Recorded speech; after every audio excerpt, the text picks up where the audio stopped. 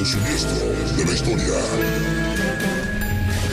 Bienvenidos a Enigmas, el lado siniestro de la historia. Yo soy Rubén Moya. En junio de 1988, Ramón Lazo había perdido a su mujer en lo que al parecer había sido un suicidio. Pero casi un año más tarde, su hijo de 7 años fallecía en un terrible accidente. Tras una profunda investigación, se descubrió que ambos habían muerto a manos de Ramón, quien tan solo había pagado 7 años de condena por ese parricidio. Cuando Ramón se quitó los grilletes, muchos creyeron que reformaría su vida. Y efectivamente, se volvió a enamorar e inició su vida al lado de Julia Lamas, quien un 27 de marzo de 2009 desapareció junto con su cuñado. ¿Acaso Ramón había regresado a las andadas? ¿Por qué, si todas las pruebas apuntaban hacia él, era tan complicado atraparlo? Vayamos a descubrir la historia detrás de los crímenes de Ramón Lazo, aquí, en Enigmas, el lado siniestro de la historia. Ramón nunca le contó ni a Julia ni a sus cuñados Mercedes y Mauricio que había sido condenado por 2 asesinatos. Solo les dijo que su primera mujer y su hijo habían muerto en un accidente y que él había estado preso sin explicar por qué. Así que Mercedes jamás sospechó de él. Me dejó mi marido en el trabajo. Mauri me dijo que iba al huerto con mi cuñado. Me dice, a las 3 te recojo. En vez de Mauri, a mi trabajo me vino a recoger mi cuñado. Y bueno, empezó a decirme que se habían ido juntos, mi marido y mi hermana, que no esperara más. Yo esto no me lo creí. Me voy para el huerto, no había nada. Fui a mi casa, estaba todo tal cual como lo dejamos por la mañana, tal cual. Mauri, que era diabético, se estaba tomando medicación también antidepresiva, todo eso estaba en casa. Y yo me fui, pues ya digo, dando vueltas por Tarragona, a ver si los veía por alguna parte. Es que no lo sé, en aquel momento una sensación de vacío, de impotencia, de rabia a la vez. Mercedes estaba segura de que su marido y su hermana no se habían fugado juntos. La gran sorpresa fue después de la desaparición, cuando una vecina le contó que Ramón Lazo había cumplido una condena por doble homicidio. Fue entonces que Mercedes decidió contratar a Jorge Colomar, un detective privado, para indagar en las entrañas de la oscura vida de Ramón Lazo. La primera vez que me entrevisto con Mercedes y me habla de la desaparición de su hermana Julia y de su marido Maurici, Mercedes es una mujer destrozada. Pero a lo largo de la conversación hay un momento en que me da un dato determinado que me aterroriza. Me dice que su hermana estaba viviendo con Ramón Lasso. A partir de ese momento a mí se me ponen los pelos de punta. Mi mente retrocede y me sitúo en los años 80. En 1988, la primera esposa de Ramón Lazo había muerto decapitada en las vías, arrollada por un tren que había cercenado la parte superior, arrojando su cabeza por un lado y el cuerpo por el otro. En esos tiempos, Dolores Camacho contaba con 25 años, y aunque su muerte había sido declarada un suicidio, el padre de Dolores y su hermano estaban convencidos de que Ramón Lazo había tenido que ver. Sobre las 2 de la madrugada me llamó mi hermano diciendo que mi hermana la habían encontrado en la vía del tren. Mi padre, cuando llega a la vía del tren, aunque se encuentra es a mi hermana allí tirada en la vía del tren con la cabeza cortada y la mano cortada por la muñeca. Una rabia y una impotencia pues tremenda. Poco a poco, Colomar fue metiendo hilo hasta sacar hebra. El día de la muerte de Dolores había llovido y, sin embargo, las zapatillas que portaba al momento en que la habían encontrado sin vida estaban limpias. ¿Acaso había flotado hasta su destino final? Por otro lado, el corte de su cuello era limpio, como si lo hubieran hecho con un instrumento filoso, no con la fuerza devastadora de las ruedas del tren. Conforme iba diseccionando todos y cada uno de los elementos, estos lo llevaban a una sola conclusión. Dolores no se había quitado la vida. Era evidente que alguien la había matado, y el principal sospechoso era nada menos que su esposo, Ramón Lazo. Cuando lo recogieron de las vías del tren, la funeraria la trajo aquí y aquí se practicó la autopsia. La descargamos, la dejamos aquí en la mesa y bueno, una vez se ha descargado, entonces aquí ya no tenemos nada que hacer hasta el día siguiente. Ramón eso lo sabía también, porque cantidad de veces había estado aquí cuando él trabajaba en la funeraria. Dice, ¿quieres verla, David, a mi mujer? Yo le dije, no, Ramón, no quiero verla, no. Ya la veré mañana cuando se haga la autopsia. Y él entonces cogió con la mano, quitó la sábana, destapó a su mujer y cogió el cabello a la cabeza y me lo levantó. Y mira, ha venido mi mujer. Y yo le dije, Ramón, déjala y tápala, que ya la veré mañana, yo no quiero verla. Colomar solo necesitaba conocer los motivos de Ramón detrás del asesinato de su mujer y estaba a nada de descubrirlo. Se enteró de la infidelidad de Ramón con una chica de aquí del pueblo que se llamaba Teresa Burgos, y Dolores Camacho quiere divorciarse. Pero después yo en la calle me entero que sabía que todas las tardes iba a casa de la amiga y que una tarde, porque el marido se iba a jugar a fútbol sala. Y se ve que una tarde el marido regresó pronto y se lo encontró él dentro de su casa. Y bueno, se pelearon. Colomar tenía en sus manos el motivo del crimen. Dolores había descubierto que su marido le era infiel y le había solicitado el divorcio. Además, había un testigo, un cazador que había visto el auto de Ramón junto a las vías del tren la noche del supuesto suicidio de Dolores. El problema es que Ramón era un hombre muy astuto, de muchos recursos y tenía un as bajo la manga. Cuesta creer que la Guardia Civil no supiera apreciar estos pequeños detalles que son muy significativos, no dejan de ser indicios. No obstante, la persona que acompañó aquí a Ramón Laso, su tío, era del cuerpo de la Guardia Civil. La Guardia Civil sabía que había un testigo ahí, pero la Guardia Civil no investiga nada de ese coche, cómo era, ni cómo dejaba de ser, ni nada. Ramón Laso había decapitado a su mujer y, como en una película de terror, había colocado el cuerpo con la cabeza desprendida sobre las vías de un tren para fingir un suicidio. Se había salido con la suya. Era un hombre libre. Pero 9 meses más tarde, la tragedia se posicionó sobre la vida de la de por sí lastimada familia, ya que el pequeño que Ramón había tenido con Dolores fallecía carbonizado en un terrible accidente. Pero, ¿realmente había sido un percance? La familia, sobre todo mis padres, están destrozados porque se le muere la hija y ahora tenían el aliento del nieto y se muere el nieto también, pues imagínate. Ahí es donde empiezan mis padres a perder salud cada día más. Ramón lo había ido a buscar al colegio, algo sumamente inusual, pues no era esa clase de padre, pero ese día dijo que lo llevaría de paseo. Y justo en ese paseo sucedió algo inesperado, cuando al venir de vuelta en la carretera, un camión lo embistió empujándolos a un barranco 25 metros hacia abajo. El automóvil dio varias vueltas hasta que por fin se detuvo, pero entonces el vehículo ardió en llamas, con el pequeño al interior del mismo, sin que Ramón pudiera hacer algo al respecto. Nos llaman de que Ramón había tenido un accidente, que iba con Dani en el coche. Entonces ya cogimos la familia, vamos a Tarragona otra vez. Y llegamos allí, él estaba en el hospital y el niño pues muerto. Pero él estaba pues como yo. Sin arañazos, sin nada. Comiéndose un yogur que se estaba comiendo sentado en la cama, en el hospital. Y yo, de la manera que lo vi, tan satisfecho él allí, contento y comiéndose aquello y riendo y eso, no llegué a saludarlo, me volví para atrás y me salí.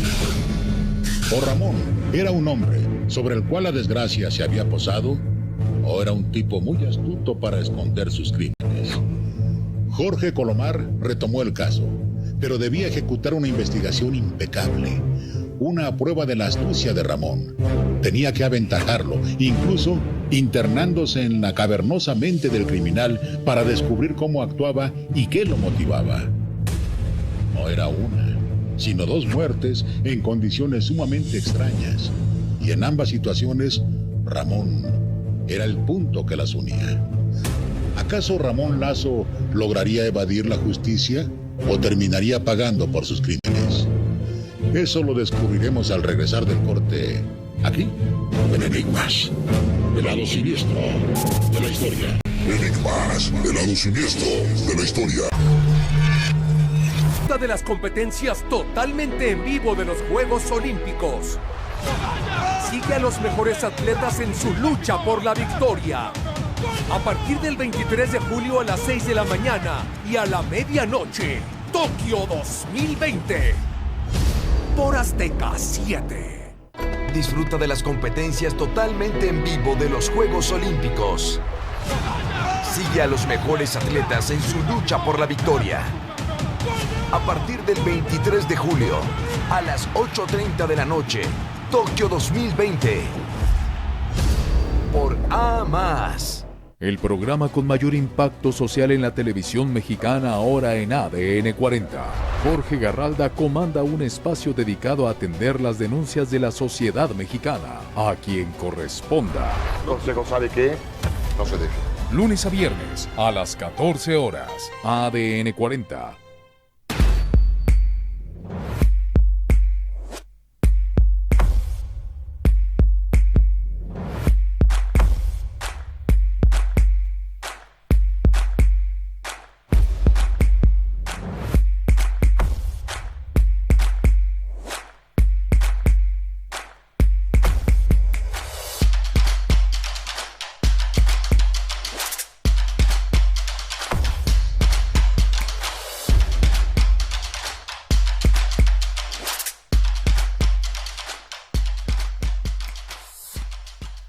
Nuestro sello es el liderazgo. Es que así es, así es. Esta mujer sí es una estrella de Hollywood. El trabajo en equipo. La preferencia del público. Cristian para Azteca. Los temas de actualidad. Y la exclusividad de nuestras entrevistas. Te admiro, te adoro, te quiero. Que la noche es fría. Gracias a ti, los espectáculos tienen un nombre. Cuyo nombre era sinónimo de muerte, había perpetrado 2 asesinatos, logrando hasta ese momento librarse de la justicia. Había decapitado a su esposa, haciéndolo ver como un suicidio, y después había matado a su propio hijo, haciendo pasar este hecho como un accidente. En realidad, todo lo había planeado a detalle, y si bien en el primero de sus crímenes su motivación había sido la venganza, en el segundo buscaba un incentivo económico. Así es, había catafixiado la vida de su pequeño para cobrar una prima por 3 millones de pesetas. Solo que, a diferencia del primer crimen, en el segundo, Ramón había cometido varios errores que no tardaron en aflorar en la investigación. Los invito a seguir desentrañando este enigma.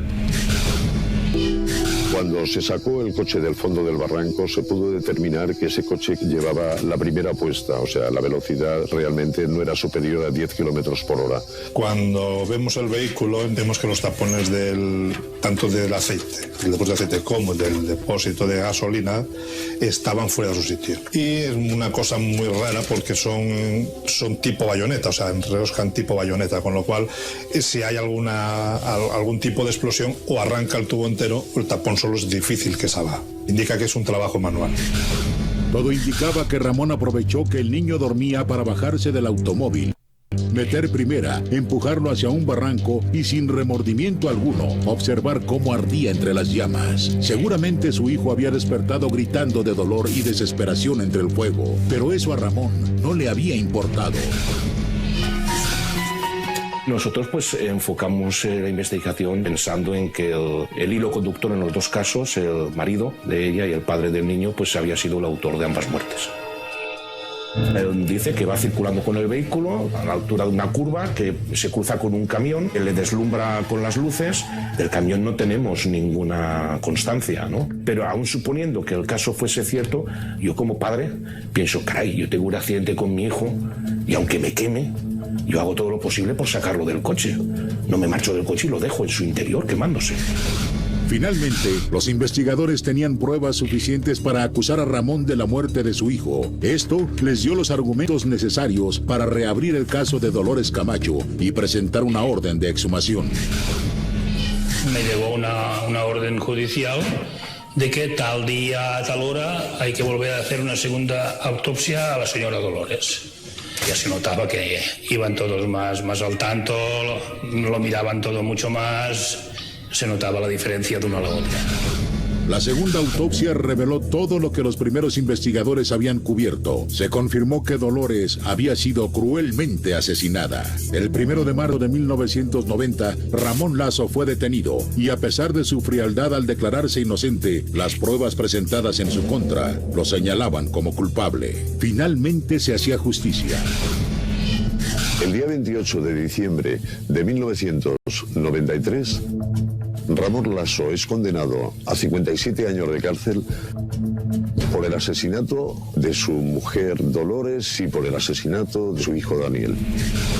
Por fin había llegado a su destino, la cárcel. Pero no todo estaba escrito en la historia de Ramón Lasso, quien supo desenvolverse muy bien en ese lugar y se acogió a los beneficios penitenciarios del antiguo Código Penal, cumpliendo así su pena en 7 años. En 1999 era un hombre libre, acechando pacientemente a su siguiente víctima. Mi hermana también ha tenido muy mala suerte en cuestión de parejas. Ella era más todo fuego, más carácter. Vino un buen día y dijo, oye, he conocido a un chico, igual lo conoces, que le parecía una buena persona. Y nada, al principio todo bien, contentos, le acogimos como un familiar más. Todo marchaba de maravilla. Su nueva familia lo adoraba. Era atento, educado, buen conversador. Repartía caramelos entre los niños del barrio. Vaya, era el hombre ideal. Pero en 2009, todo dio un giro, cuando su mujer y su cuñado desaparecieron. Maurici había acompañado a su esposa Mercedes al trabajo. Le dijo que la recogería a las 3, pero no se presentó. En su lugar, lo hizo Ramón. Le dijo que no esperara a su marido porque ese par de sinvergüenzas, Maurici y Julia, se habían fugado juntos. Ramón Lasso estaba rojo. No llevaba sus habituales gafas. Tenía un ligero rasguño en el rostro y no paraba de beber agua. Aunque en ese momento no sospechó de Ramón, a Mercedes le parecía extraño que su marido se hubiera ido sin llevarse sus medicamentos ni sus artículos personales. Fue entonces que decidió ir a levantar una denuncia en contra de él. Después ya de la desaparición, al día siguiente a las 9 de la mañana, me llamó Ramón y le digo que quiero poner una denuncia y se vino conmigo. Ya dio su versión de los hechos y no me dejó decir ni palabra. Entonces, como no se pudo poner la denuncia, fui a casa de la vecina, la Dolors, como sabía que trabajaba en prisión, que era funcionaria y su marido también, y me dice, ¿qué te pasa, Merche? Digo, pues es que ha desaparecido mi hermana y mi marido. Y ya digo, se puso las manos a la cabeza, fuimos a la misma dependencia de los Mossos d'Esquadra y la vecina dijo, mírese el expediente tal, dice, porque es una persona bastante peligrosa. Y fue ahí en realidad cuando ya empiezo a enterarme ya pues todo el pasado que tenía, lo que hizo con la mujer, lo que hizo con el niño, bueno, en fin, ya me enteré de todo ya. Entonces decidimos contratar al detective. Jorge Colomar, el detective, se encontraba una vez más frente a otro crimen del psicópata asesino. Ramón procedió a encubrir sus actos para aparentar que Julia y Maurici estaban vivos. Llamó semanas después de la desaparición al Diario de Tarragona, simulando ser Maurici. Al periodista le dijo que se había fugado con Julia, que se encontraban bien y que los dejaran en paz. De nuevo, los indicios lo señalaban. Las autoridades le pusieron un rastreador en el automóvil, interceptaron sus llamadas y siguieron sus movimientos. Mercedes presenta la denuncia el 28 de marzo del 2009. Lo que sí que se pone en evidencia en esa denuncia que la desaparición es una desaparición sin causa aparente. Lo que nosotros pretendemos es, por una parte, demostrar que las personas desaparecidas no se han marchado voluntariamente y, por otra parte, abrimos la investigación criminal propiamente dicha para esclarecer la autoría de los hechos. Nosotros ya teníamos los ojos clavados en Ramón Lasso, pero tener los ojos clavados no significa ni mucho menos que este señor se le pueda detener y mucho menos que pueda ser condenado. Habían pasado 2 años. Ramón vivía en casa de Julia como si nada hubiera ocurrido. Trabajaba en un bar y se había vuelto a casar. La detención se precipitó cuando comprobaron que pensaba fugarse a Paraguay. El 28 de diciembre de 2011 fue detenido en su domicilio, donde hallaron dinero, un pico y una pala con restos de sangre, las gafas de Julia y el teléfono móvil con el que había llamado al diario de Tarragona. Arrodillado ante el juez, se declaró inocente y suplicó piedad. Ya pagué por lo que hice, soy una buena persona. Pero su gran teatro no le sirvió de nada. Ramón Lazo fue condenado a 30 años. Por primera vez en España, se condenaba a alguien sin que aparecieran cadáveres y sin que hubiera confesión. Finalmente, sus 4 víctimas podían descansar en paz. No te despegues, porque te presentaremos más de Enigmas, el lado siniestro de la historia. Primera vez en México, MasterChef. No por un decreto presidencial o por una campaña de control poblacional. Es simple y sencillamente para evitar que el lobizón, mitad hombre y mitad lobo, se haga presente. Y es que de acuerdo con esta leyenda, el número 7 es el maldito. Es al que bañará la luna llena y lo transformará en una criatura con pelaje, garras, colmillos gigantes, el que perderá el conocimiento y terminará devorando hasta el último miembro de su familia. Pero, ¿realmente existe el lobizón? Es momento de descubrirlo aquí, en Enigmas, el lado siniestro de la historia. El lobizón, amparado bajo el cobijo de la luna, sale a buscar a quien heredar esa maldición que lo convierte en mitad bestia, mitad hombre, cada noche. Pero esta criatura, a pesar del terror que provoca, carga un gran dolor en sus entrañas. Se habla que el lobizón viene de una familia donde son 7 hijos varones seguidos. El 7º es el lobizón. El lobizón se transforma los días viernes de luna llena, se aleja del resto de sus amistades, de su familia, y se transforma en hombre lobo, mitad hombre, mitad lobo. Increíble que a partir del surgimiento del lobizón, las familias se deshacían de su 7º hijo, ya fuera hombre o mujer, ya que les aterraba pensar que estuvieran malditos de por vida.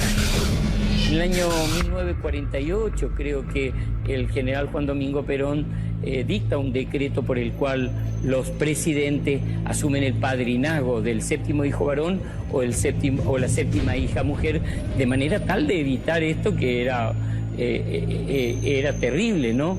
Que los padres terminaban matando y sacrificando a su hijo por temor a que sufriera las consecuencias de convertirse en un lobo. Si el 7º hijo de la familia tenía la fortuna de no morir a manos de sus padres, era forzoso llevar a cabo un ritual y encomendarse a Dios para calmar la incertidumbre de tener al lobizón en casa. El lobizón no es un mito, el lobizón es una maldición, tiene que ver con una vieja tradición que se va dando de manera oral de familia en familia, y que el 7º hijo varón, si no es bautizado en 7 iglesias distintas, va a adquirir la fisonomía de un lobo. La criatura maldita anuncia que se acerca desde muchos metros antes, no solo con sus garras, dando alargados pasos entre las hojas secas. El lobizón lleva consigo un penetrante olor a podrido, nauseabundo, que revuelve el estómago de cualquier humano y que incluso ahuyenta a los animales domesticados. ¿Qué va a hacer el cementerio? Porque en el cementerio no come. ¿Come cadáveres, muertos? No, sí, la carne. La carne de lo que está podrido, ese es lo que le gusta. Uno de los remedios más efectivos, de acuerdo con los pobladores en donde regularmente habita el lobizón, consiste en crear una cruz con tus zapatos. Todo para evitar que se postre al pie de tu cama y termine devorándote. Si vos no querés que a la noche en el campo te aparezca el lobizón, tenías que poner toda la alpargata en cruz para que no vaya a molestarte la casa. La gente ha buscado la manera de exterminar al lobizón, pero nadie ha podido con él. Tiene una agilidad desmedida para escabullirse. Además, su cuero es muy duro, pues ni a balazos han podido acabar con él. ¿No vio gente que lo quisiera matar? Perseguía a la policía, pero no le podía matar porque no la bala por lo menos no le entra. Tiene que ser propósito para bendecir. Sabemos que en esta época las familias ya no son tan numerosas como antes, aunque todavía hay clanes con muchos hijos en el campo. Por eso, si por alguna razón uno de sus vecinos llega a tener 7 hijos y el 7º nace varón, bien valdría la pena tenerlo muy bien vigilado, ya que si de repente desaparecen las aves de corral y el ganado amanece descuartizado, es muy probable que se trate de un lobizón, que por las noches de luna llena no dudará en salir a buscar su alimento. Y ese podría ser usted. Espero que les haya gustado este capítulo de Enigmas, el lado siniestro de la historia. Yo soy Rubén Moya y los veo muy pronto. Enigmas, el lado siniestro de la historia.